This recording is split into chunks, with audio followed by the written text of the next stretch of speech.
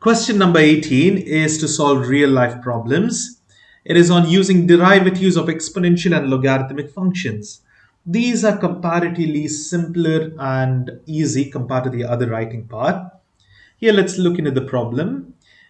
This graph, I'm not sure whether it will be given. Even if it's not given, you can understand the graph from this equation. So this is the question.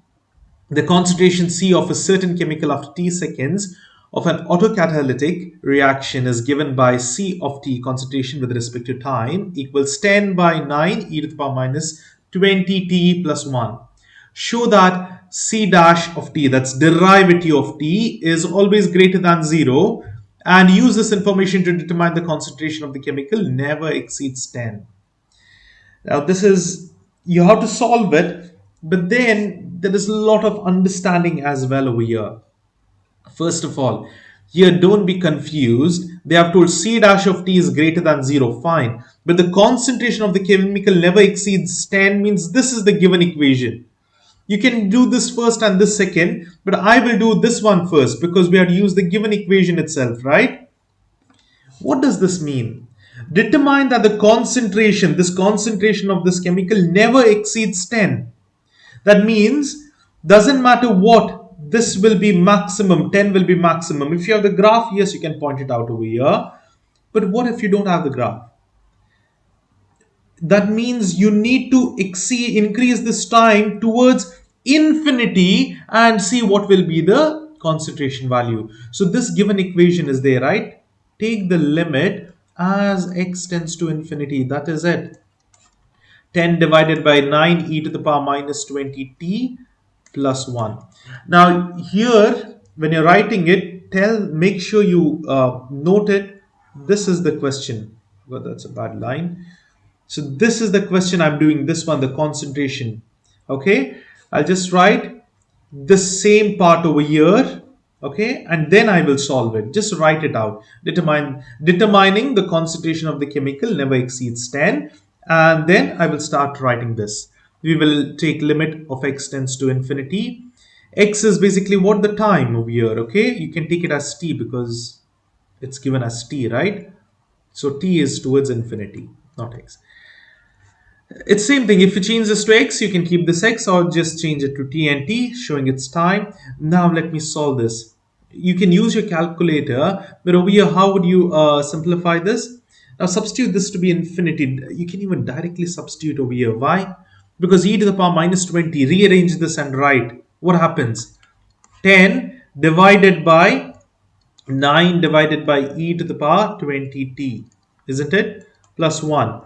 Now, let's substitute the limit. It's not x, it's t tends to infinity. Now, when I do the limit of infinity, I don't write that. Now I'll apply the limit. It becomes 10 divided by 9 divided by e to the power 20 times infinity plus 1. What is anything to the e to the power raised to infinity? It's infinity itself, right? You can try it in the calculator. It'll be a huge number. Don't put a big number 999. You'll get a math error. Take it, say 9, then 10 or 50, 100. You'll get a huge number. So this basically will be 10 divided by 1 divided by huge number is 0 plus 1. That is 10 divided by 1. What's the answer? 10. So even if you even if you extend towards infinity, this will be less than 10 because it's a limit. It cannot touch this. It's approaching the value 10, but it will never be equal to 10. So this is an asymptote at 10. I mean, you can see that's an asymptote at 10. So this denotes it never exceeds. Because when you took the limit towards infinity, it just showed what? 10. That means this equation, doesn't matter what time you increase, will always be tending towards infinity because there's an asymptote at 10, horizontal asymptote, which tells the concentration can never exceed the level of 10. I hope this is clear. This is the first part. You can do the second or first, it's fine because it's directly given. The equation, that same equation we use. Now for the second part, the derivative. What do you do over here? Just derive this given function. It will be c dash of t that is equal to, now don't go to do the quotient rule, just bring this power up. it'll be negative power. It'll be 9 e to the power minus 20t plus 1 the whole power minus 1. That's it. Now then, let's derive it. 10 is a constant. This minus 1 comes over here. It will be minus 1 times 9 e to the power minus 20t plus 1 the whole power negative 2 multiplied with the derivation of this one, e to the power. It will be e to the power minus 20t multiplied with, again, just the derivation of chain rule, okay? Derivation of this is minus 20. So much. Now let's see, let's simplify this. This becomes 10 times 20 is 200. Minus minus becomes plus. And what's remaining? I'll write this e to the power minus 20t multiplied by 9e to the power minus 20t plus 1 whole minus 2. Now this is negative power, so take it down to be positive power. It's going to be 200e to the power minus 20t divided by 9e to the power minus 20t plus 1 the whole squared. Now look at this. What does this tell us? First of all, e to the power anything is always positive. If you know the graph, it's like this, so anything will be positive. So this will be a positive value. 200 is positive. Now here, even if it's negative, it's going to be positive itself. But even if it's negative, square will always make the value positive. So this indicates it's always greater than 0. It can never be 0. Okay? Because you're squaring it up. And over here, even if this part is 0, what happens? Plus 1, it's always going to be 1. Doesn't matter what, because it cannot be negative. Even if it's negative, there will be a value. It will be always exceeding more than 1, even over here.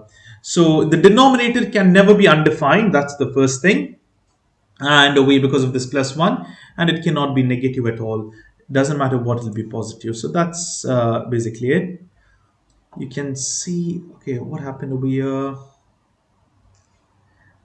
Oh, I just realized something. I forgot to multiply 9, but doesn't matter. That's just a 9 over here. See, when I derived this, e to the power, I just wrote this. Sorry, I forgot this constant over here, 9.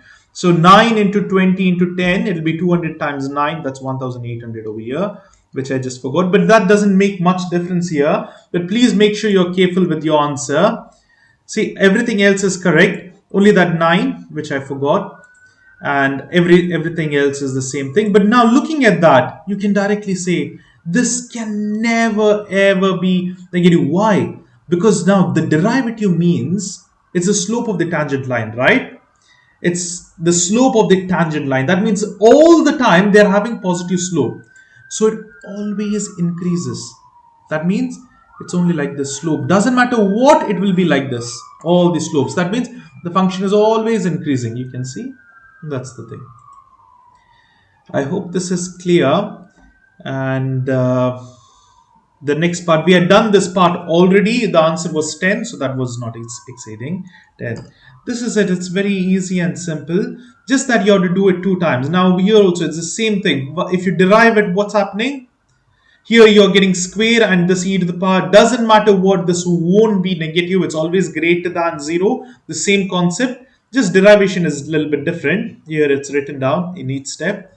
So make sure you tell that the tangent, the slope of the tangent line is always positive. Therefore, it's always increasing. And the next one, if you just apply, even in your calculator, if you just apply this to t to be infinite, it'll be 6 divided by 0 plus 1. That's 6. Here also you can do the same thing. Now look over here. This will be 0. See, the same concept, no difference at all, but the ultimate answer will be 10 divided by this becomes 0, right? Plus 2.